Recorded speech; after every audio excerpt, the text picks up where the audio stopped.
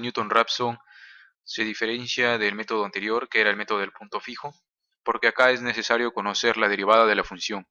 Lo bueno es que el método de Newton-Raphson necesita también tan solo un único punto inicial que viene a ser el punto x0. El método de Newton-Raphson además presenta una convergencia cuadrática, por lo que si converge, va a converger rápidamente, pero puede no converger. Esta característica es propia de los métodos abiertos, a diferencia de los métodos acotados. El método de Newton-Raphson, como ya se dijo, es un método abierto. ¿En qué consiste? Pues consiste en tener un punto inicial x0. Supongamos que esta recta es la curva f de x. Se obtendrá la evaluación de x0 en dicha curva, por lo tanto obtendremos un f de x0 que viene a ser esta altura, y este de aquí viene a ser el punto x0, f de x0. Luego de ello se traza un punto tangente a la curva f de x en el punto que se acaba de encontrar, y dicha tangente por lo tanto cortará al eje de las abscisas en un nuevo punto. Dicho punto será el punto x1 y se vuelve a repetir el paso anterior, es decir, se encuentra f de x1, ello dará origen al punto x1, f de x1. A partir de él se trazará una recta tangente a la curva f de x y se obtendrá sucesivamente el segundo punto x2. Así, con el paso de las iteraciones vamos a conseguir acercarnos cada vez más a la raíz. ¿Es necesario aprender alguna fórmula? Pues no, simplemente tenemos que recordar lo que ya sabíamos, que la tangente de θ, siendo θ el ángulo que se forma luego de trazar alguna tangente, es igual a la derivada de la función f de x evaluada en el punto x0.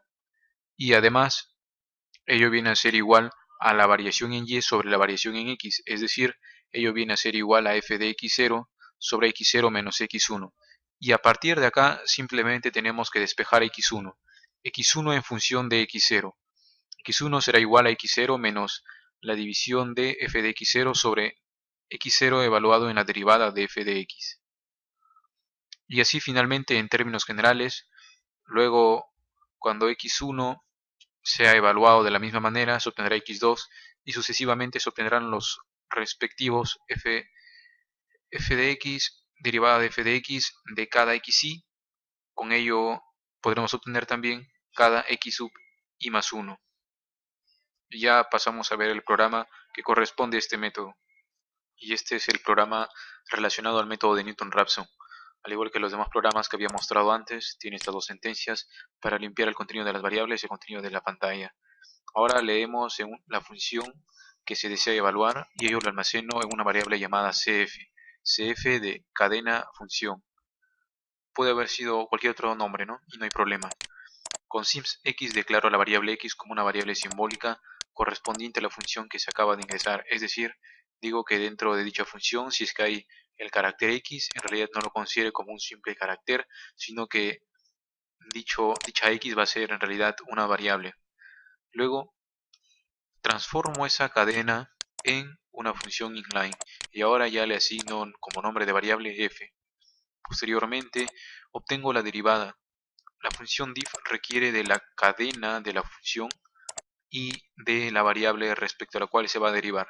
El resultado de ello se almacena en derivada, pero este resultado no es una función inline, por lo que es necesario hacer una conversión, y ello lo asigno a una variable df, que ya es la que al final voy a usar. También se pide el ingreso de la tolerancia y establezco un error grande para que se acceda al bucle while. También leo un valor para la variable x. Inicio el conteo de las iteraciones con n igual 0 y muestro esto que es lo que va a aparecer como encabezado al ejecutar el programa.